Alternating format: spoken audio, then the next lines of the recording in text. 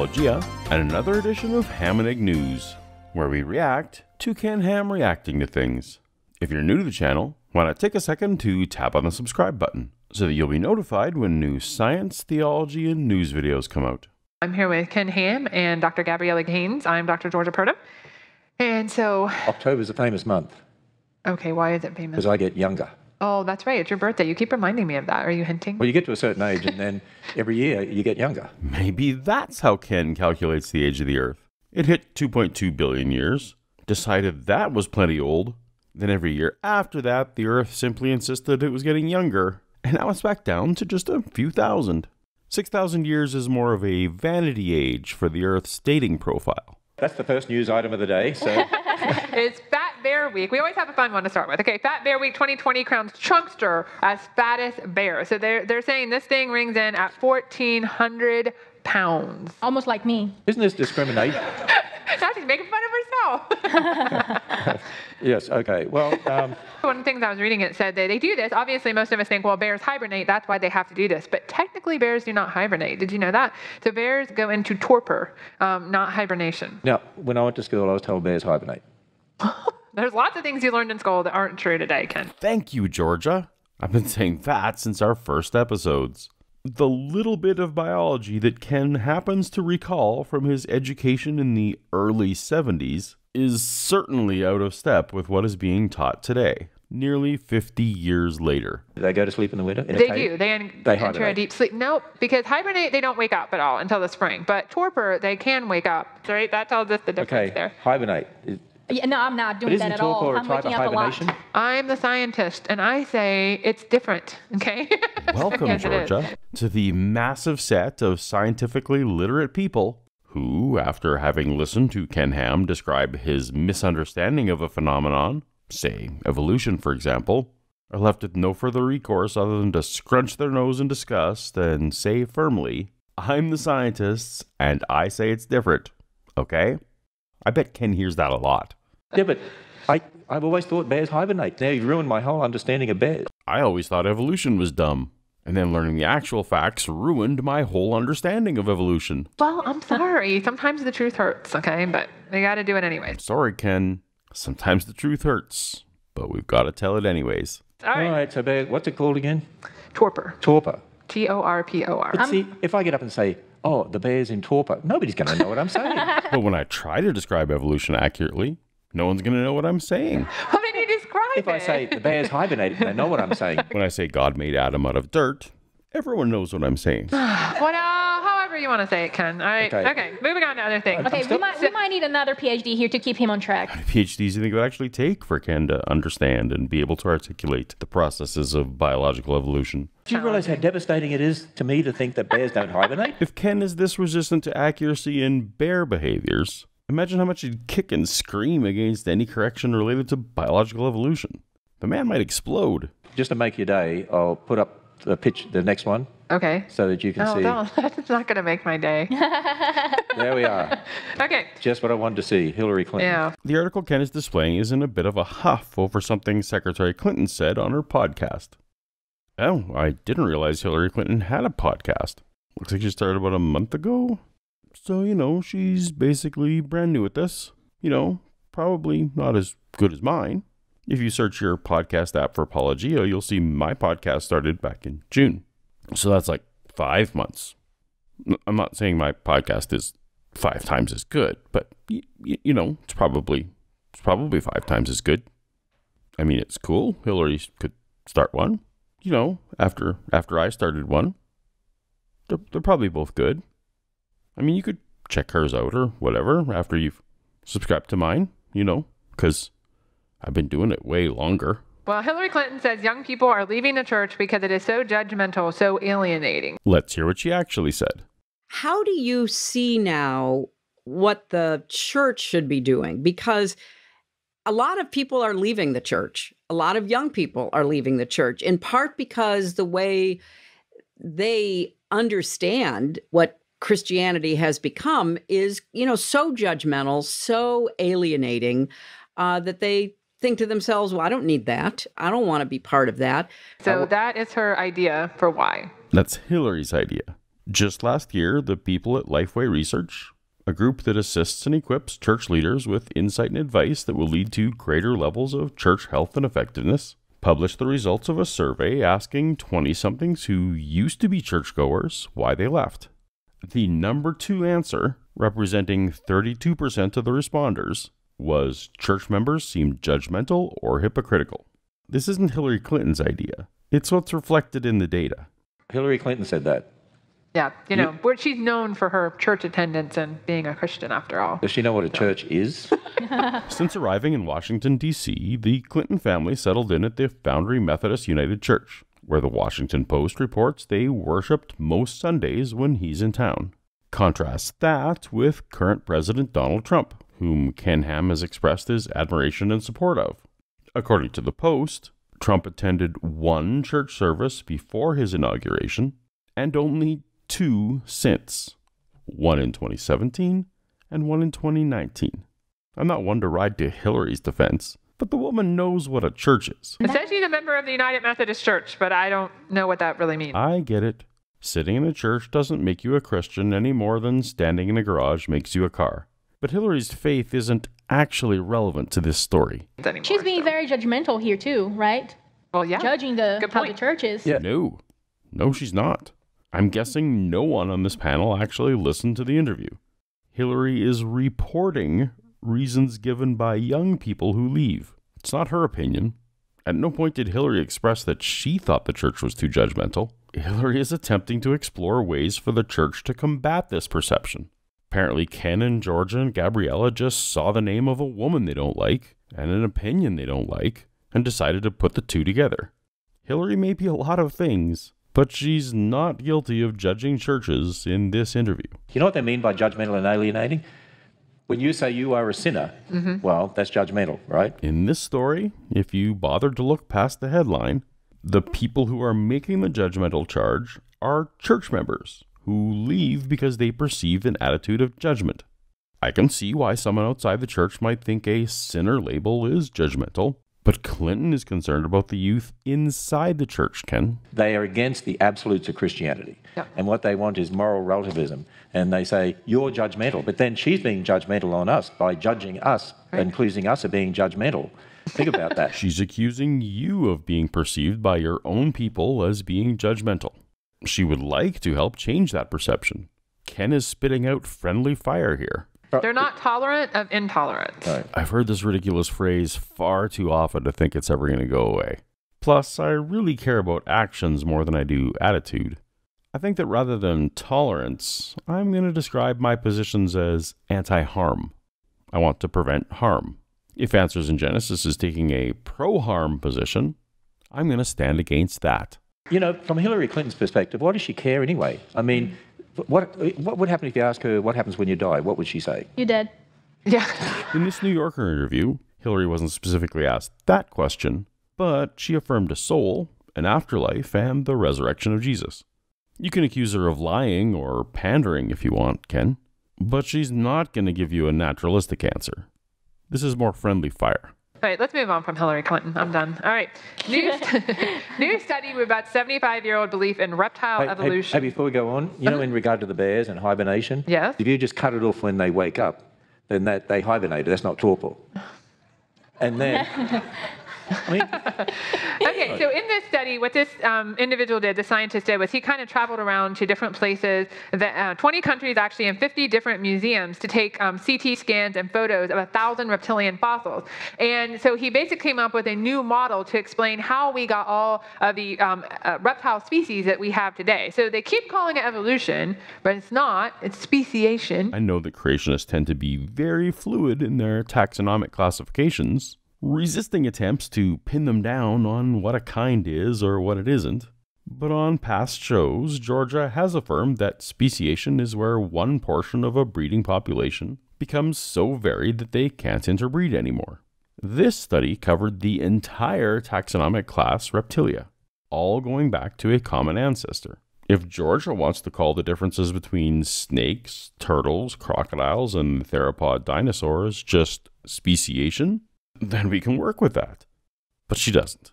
To AiG, those are all different created kinds without a common ancestor. So this is lazy hand-waving. Maybe the paleontologist on stage can help. But he's just saying that the model used to say, well, it was a slow incremental process, but he says, no, there's really just been short bursts of changes that have occurred to give us all the reptiles we have today. That's the exact opposite of what the article and paper put forth. One of the open questions in evolution is to what extent the process was entirely gradual, like a ramp, and to what extent might external factors have contributed to a form of punctuated evolution, more like a staircase. Georgia just described this new article research as pushing toward punctuation, but it says literally the opposite. From the article, the findings are contradicting a widely held theory that major transitions in evolution have always happened in big, quick, geologically speaking, bursts, triggered by major environmental shifts. In it, researchers show that the evolution of extinct lineages of reptiles from more than 250 million years ago took place through many small bursts of morphological changes. Instead of a single major evolutionary event, as previously thought, they also show that the early evolution of most lizard lineages was a continuously slower and more incremental process than previously understood. It's almost like she didn't actually read the article or paper behind it. And you notice they put these pictures around here of the reptiles, of the different kinds. At least Ken looked at the pictures. Good job, Ken. Because that's what you find. Yeah. Well, the pictures on the outside represent the most modern animal known from each clade, but the researchers literally found 1,000 nodes that went into this diagram, not just the ones on the edges. Perhaps it's too much to ask for this panel to read the paper beyond the article, but it also has lots of colorful pictures, Ken, showing the work behind each branch here, like this diopsid branch, and all the nodes representing specimens actually found. That's what you find, if you look. In other words, it's not evolution. No, it's not evolution. The research demonstrates the gradual common descent from all these varied reptiles. This is exactly evolution and the exact opposite of the created kind story from Answers in Genesis. That's equivocation. It's a fallacy. Right. It's something that sounds logic, but it's not logic. I'm going to give Gabriella a break, since English is her second language. But that's not what an equivocation fallacy is. Equivocation fallacy is when an argument uses an ambiguous word in different ways in different parts of the argument. Like if I said, Margot Robbie is a star, therefore Margot Robbie is a giant ball of gas in space. Now, utilizing words with possible ambiguity is just fine, as long as the argument remains internally consistent using just one definition. Perhaps Gabriella objects that she would prefer to use the word evolution to mean something else, but that doesn't show the researchers equivocated. The paper is entirely internally consistent using a single definition of evolution to mean common descent with modification acted upon by natural selection. No equivocation. Yeah, and then, so it's just another evolutionary model. I don't know how many times we do papers on evolutionary models that get thrown in the trash can that they thought were really true for I don't know how long, and then it's like, nope, now we think this. New information comes to light. It is the reasonable person who adjusts their thinking to accommodate this new information. If someone is unwilling to change their mind, we call them stubborn. We don't give them a prize. There's another term for that. It's called fairy tale. If my whole career was based on the story of a family and their boat full of animals, I'm not sure I'd throw the word fairy tale around very much. Maybe that's just me. Hey, before you go on here, Yep. somebody asked here... If it's about hibernation, I don't want to hear it. No. I'm giving up on the hibernation. Okay, good. That's good. Right, because I can't convince you. Yet another set of scientists unconvinced by Ken Ham. And these are the ones that work for him. All right, study. 44% of self-identified Christians in the U.S. believe the Bible is ambiguous on abortion. Can I ask you a question first? What is a self-identified Christian? All Christians are self-identified Christians because Christianity is generally a belief system, a worldview, a philosophy, or a relationship, depending on who's doing the defining. And these are all mental states, which cannot be directly observed by others. The same is true of any philosophy, belief, or worldview. Atheism, Buddhism, nihilism, existentialism, anything. Despite possible behavioral clues to know where the subject belongs, the subject has to self-identify. Yeah, well, that would be the question, right? So, like, people who say they're Christian. Now, whether or not they truly are born-again Christians, I don't know. Well, the Bible is clear in Romans 2 and Matthew 7 and elsewhere that it's not possible for humans to know for sure who will go to heaven, which is presumably the test of being a real born-again Christian. Judgment Day will include secret things that only God knows. and people who fully thought themselves to be Christians will be excluded. And yet, pointing out who are and aren't real Christians is such a common pastime among believers. Let's just have a look. Let's see if the Bible is ambiguous about abortion, okay? Okay. We're looking for Ken to present passages from the Bible that are non-ambiguous. Here at the Creation Museum, and the people in Legacy Hall here are at the Creation Museum, one of the centerpieces is the walk through the Bible, the 7 C's of history: creation, corruption, catastrophe, confusion. As you walk through, or think about what you've already walked through, or go and walk it again, those first 4 C's of the 7 C's are foundational to everything else. Okay. So far, not unambiguous Bible passages, but instead a plug for the Creation Museum. So how would you do that in regard to the abortion issue? Well, Genesis 1:27, God created man in his own image. In the image he created them. Okay. So even if that's true, I'm not seeing anything here about abortion, just that humans are like God in some ambiguous way. And That was a then good answer. the other thing is using apologetics and some, observational science. Wait, is that the end of the unambiguous Bible verses? After one vague verse, we've abandoned the Bible for apologetics and science? We know you get one set of DNA from the mother, one set of DNA from the father. Fertilization is a unique combination of information, different to the mother, different to the father. I'm confused. Are there clear, unambiguous Bible verses about the preservation of genetic combinations? So abortion is killing a human being made in the image of God right from fertilization. And I encourage people to come and see our fearfully and wonderfully made exhibit. It is, I believe, it's the most powerful such exhibit in the world here at the Creation Museum. Okay, so for those keeping score at home, in Ken's presentation to prove that the Bible is clear on abortion, we've had one Bible verse and 2 plugs for the Creation Museum. And it's just, it really is a slippery slope because 40% of self-identified Christians said lying is morally acceptable. I've heard Christians argue that it can be, under certain circumstances, like the classic example of lying in order to hide Jews from Nazis. And I've been in plenty of conversations with self-identified Christians who insist that the 9th commandment is about false witness, not lying, and so applies only to court situations. As this story is highlighting, like it or not, the Bible is very open to interpretation.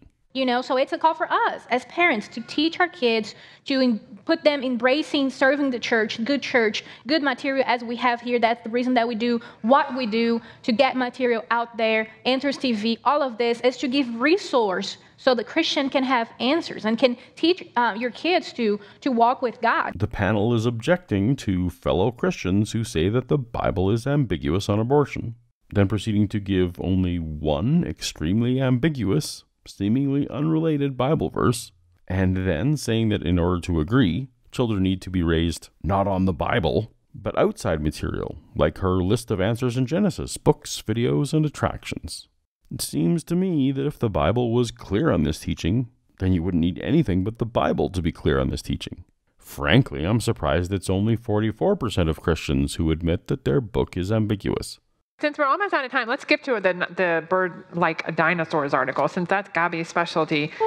Bird-like dinosaurs that lost a finger show evolution in action. So I'm just going to have Gabby take it away here. Well, Gabby, can I just ask you, what is a bird-like dinosaur? Because when I read this, I discovered it was a bird. Do we believe that Ken read it? I'm skeptical. Let's see. A bird-like dinosaur, it's a bird. Oh, well, everybody's heard about the bird. Okay, so because they now call bird and dinosaur everything dinosaur, when they find a bird, they say, oh, we found a dinosaur. Oh, well, a bird is a word. But you go and see the whole anatomy of the animal, it's a bird. Oh, well, a bird is a word. It's just a bird. But the problem is, because they're redefining the words and the meaning of the words, they're just using and deceiving people, being deceived and deceiving people here too, to think that there's a common ancestor between bird and dinosaur. Just like the word fish doesn't really have a precise scientific meaning, nor does bird. So this redefining that Gabriella is concerned about isn't really happening in the scientific literature. The biological class Aves, and the word avian, does have more precise definitions and requirements. That said, findings like these tend to be why cladistics grouping is more flexible and accurate than the more familiar Linnaean system. But in the Bible context, Leviticus 11 includes bats in the list of birds. So this vague, non-scientific word really is in the world of equivocation that Gabriella was complaining about earlier. Ancient books aren't particularly helpful in modern biology. No, they're different kinds. They were created in different days, in the creation week. So it just has been a... This is part of the biggest problem with even the slightest acknowledgement that birds descended from dinosaurs. Because Genesis 1 says that birds were created the day before land animals. So this admission would further disprove a literal reading of that chapter. As the years add more and more evidence to avian lineage, this text seems less and less possible, even figuratively. Well, and what they're trying to say is like they said a two-fingered dinosaur. So they're calling this bird a two-fingered dinosaur. Right. And they're saying that it lost a finger in its evolution. And again, that's not evolution losing something. So let's talk for a minute about the actual study and ramifications of the find. Part of the case for evolution is homology, the similarity of the structure, physiology, or development of different species of organisms pointing to descent from a common evolutionary ancestor. The classic example, as displayed in my local museum with actual skeletons, is that the limbs of humans, horses, birds, bats, whales, etc. are really just reconfigurations of the same 5-digit skeletal plan. If the hypothesis holds that the single-figured configuration in modern birds is the result of fusions of multiple fingers, then finding a two-fingered form would very much be the kind of transitional fossil that evolution deniers insist don't exist. If your elitist East Coast evolution is real, why has no one found the missing link between modern humans and ancient apes? We did find it. It's called Homo erectus. Then you have proven my case, sir. For no one has found the link between apes and this Homo erectus. Yes, they have. It's called Homo habilis. Aha! But no one has found the missing link between ape and the so-called Homo habilis. Yes, they have. It's called Australopithecus africanus. Oh, I've got you now. Fair enough. But where, then, is the missing link between apes and this Darwinius macilli? Answer me that, Professor. Oh, okay, granted that one missing link is still missing. But just because we haven't found it doesn't mean it doesn't exist. Pshaw! Things don't exist simply because you believe in them. Thus saith the almighty creature in the sky! Yet here it is. Pretty cool, right? What they now do, they started to push that idea in a big way. Right. And now what they're doing is they're calling birds dinosaurs or bird-like dinosaurs. It's a way of brainwashing and indoctrinating people in evolutionary ideas. It's a way of being precise with language and accurately describing things. Something everyone should aspire to. Well, they're even classifying birds now as reptiles. Did you know that? So their class is no longer aves, but reptilia. So they're trying to change that. As I mentioned, one of the limitations of the Linnaean system is trying to stick to a fixed number of descriptors. But yes, Ava is really a subclass of reptilia, despite any disruption this causes in the category system. So they found a dinosaur that actually looks like a bird? No, it's a bird. When you find a bird, it's a bird. When you find a dinosaur, it's a dinosaur. Well, because if you acknowledge that something is halfway between, then you'd have to admit a transitional form. Answers in Genesis can't admit such a thing, so they call it 51% bird, making it fully bird. Problem solved. And it says it resembles a small ostrich. So it's a bird. And then they said it's a dinosaur. Yep. Yeah. Not everything is exactly as it appears. For example, Answers News has the artifice of a news program. Snap judgments based solely on appearance can get you in trouble. Always look deeper. Hey, someone's asked me if I'm going to hibernate tonight. All right. Well, we're out of time for today. So we'll see you back here on Wednesday. Thanks. I will. This has been exhausting. But I hope you'll join us for the next episode, which you'll be notified of if you subscribe. And there's always this previous episode of Answers News to tide you over until then. Tap on the thumbnail, and I'll see you over there. Later.